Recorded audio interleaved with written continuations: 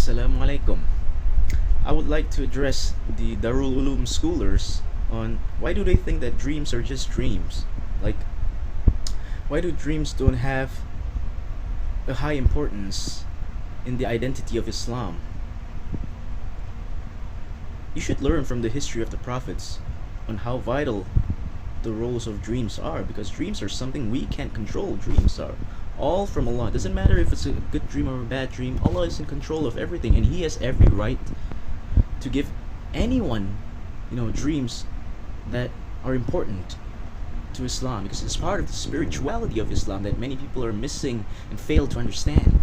How do you explain that many non-Muslims revert to Islam because they had a dream of meeting Rasulullah Sallallahu Alaihi Wasallam? Why do you think that Rasulullah Sallallahu Alaihi Wasallam cannot appear in the dream of a non-Muslim? Why would you say they're liars too?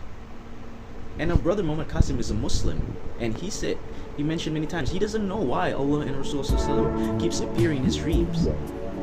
That means he can't make up all these stories. A non-Muslims can have dreams of meeting Rasulullah Sallallahu Alaihi Wasallam, and our brother Muhammad Qasim is a Muslim. Why do you think that he doesn't deserve to be receiving hundreds of dreams when Allah has every right to choose whoever He wants? You cannot limit Allah's abilities. You cannot limit Allah's power. Do you think you know better than Allah, and you rush into false judgment without doing deep and proper research like we've been asking you to do? So what's stopping you? What makes you think you're very knowledgeable? What makes you think that your deeds and your acts of worship are accepted? How can you think that way?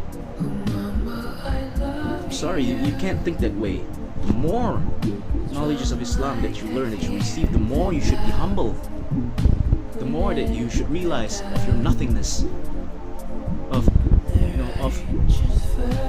all the filthiness that we are able to do as human beings. That's why we need Islam, and we're missing the spiritual part of Islam nowadays. That's why we can't accept when a man comes telling us that he's been receiving dreams that he never asked for, and I sincerely believed that he did it for the sake of Allah, because you put yourself in this position. You don't know why you've been receiving these dreams, and then all of a sudden Allah spoke in the person's dreams, telling him to go spread the dreams, and he did it out of fear for Allah, and he just wants Allah's help. He just wants out of this darkness that all of us Muslim Ummah are in. Don't you want out?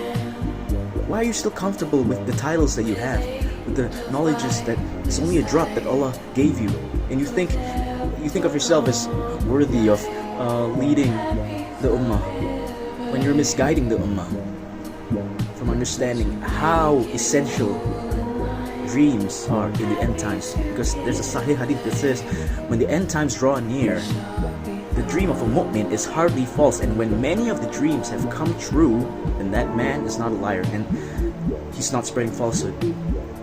None of his dreams go against the Quran and Sunnah and Hadith.